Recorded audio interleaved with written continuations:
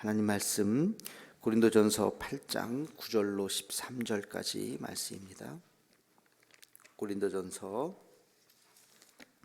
8장 9절로 13절 함께 같이 읽겠습니다. 그런즉 너희의 자유가 믿음이 약한 자들에게 걸려 넘어지게 하는 것이 되지 않도록 조심하라. 지식 있는 내가 우상의 집에 앉아 먹는 것을 누구든지 보면 그 믿음이 약한 자들의 양심이 담력을 얻어 우상의 제물을 먹게 되지 않겠느냐. 그러면 내 지식으로 그 믿음이 약한 자가 멸망하나니 그는 그리스도께서 위하여 죽으신 형제라. 이같이 너희가 형제에게 죄를 지어 그 약한 양심을 상하게 하는 것이 곧 그리스도에게 죄를 짓는 것이니라. 그러므로 만일 음식이 내 형제를 실족하게 한다면 나는 영원히 고기를 먹지 아니하며 내 형제를 실족하지 않게 하리라. 아멘. 어제 말씀에 이어서 우상 제물에 대한 이야기를 함께 같이 나누겠는데요. 어제 말씀 우상 제물에 먹는 문제, 먹어야 되느냐 말아야 되느냐 하는 문제의 핵심은 이제 먹어도 되고 먹지 않아도 되지만 그 기준이 사랑이다. 그 이유는 교회의 덕이다라는 것을 말씀을 드렸어요. 덕을 세우기 위해서 행동하라는 것이 바울의 말씀의 핵심이었죠.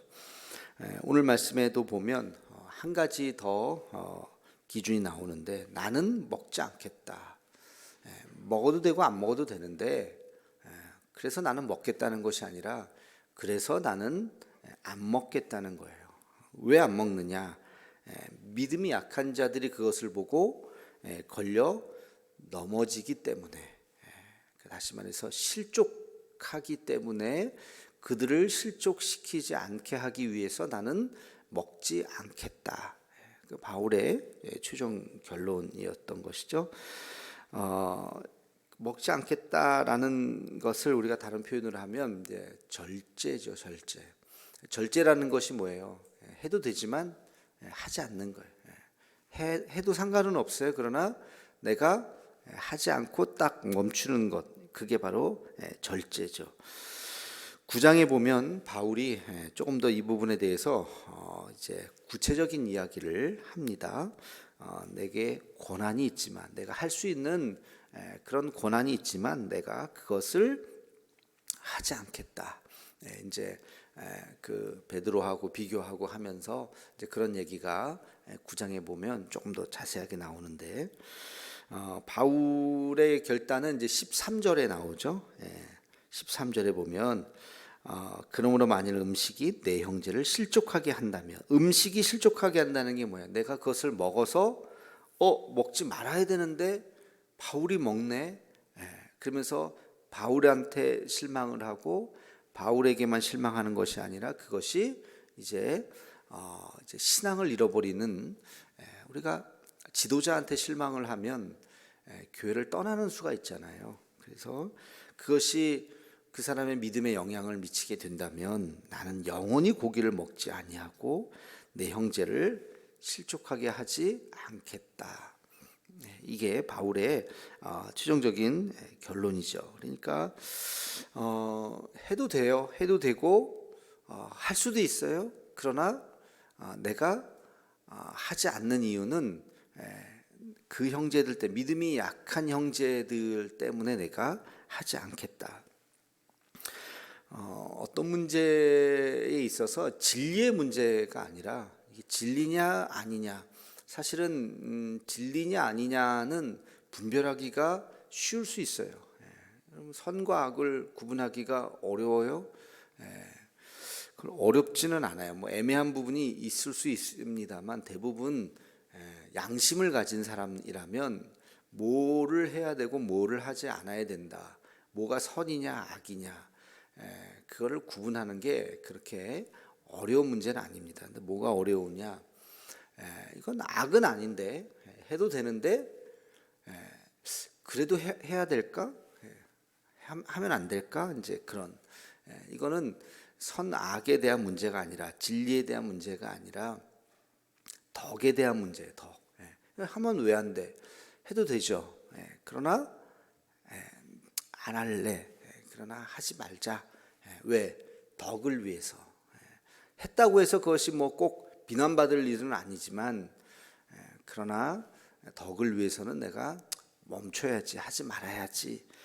그게 바로 절제라는 것이죠. 절제. 그걸 멈추고 그만하는 것이 자기에게는 손해가 될 수도 있고 자기에게는 좀 아쉬움이 될 수도 있고 또 심지어는 왜 나만 이거를 못하지? 라고 하는 그 부당함이 될 수도 있어요. 그 9장에 보면 바울도 다른 사도들은 다 한다. 나도 사실 해도 된다. 근데 나는 안 하겠다. 그 결단이 뭐 기분 좋은 결단은 아닐 수도 있죠. 다른 사도들은 다 하는데 나도 그러면 하지 뭐. 근데 나는 안 하겠다 하는 것은 진리의 문제는 아니잖아요. 덕의 문제라는 것이죠. 그래서 나는 또 새로운 결단을 하는 거죠. 다른 사도들이 하더라도 나는 하지 않겠다. 그 결정을 하는 것이 쉬운 결정은 아닐 거예요. 그리고 굉장히 가슴 아픈 결정일 수도 있겠죠. 근데 이제 바울의 결정은 우상 제물을 우리가 적용을 해서 보면 먹어도 여러분 우상 제물 꼭 안 먹어야 되는 거 아닙니다. 먹어도 괜찮습니다. 먹고 힘내어서 주님을 위해서 일한다고 해도 뭐 틀린 것은 아닙니다.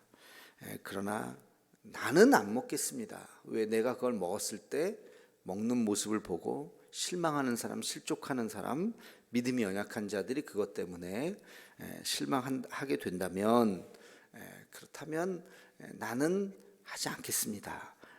라고 하는 지금 그런 이야기죠. 그래서 이것이 어떻게 보면 또 다른 또 오해를 가져올 수 있어요. 거봐, 안 먹는 게 맞잖아. 먹으면 안 되잖아.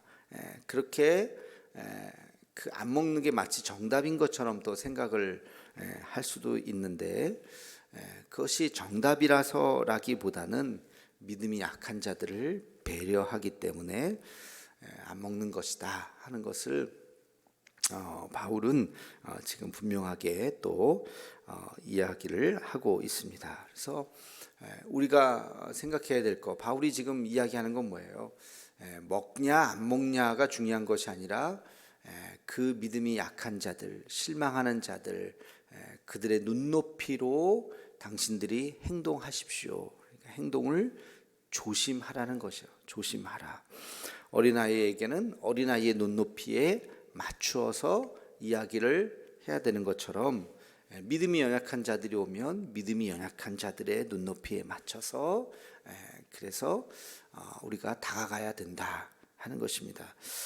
그래서 교회 이제 교회가 생각보다 문턱이 굉장히 높습니다.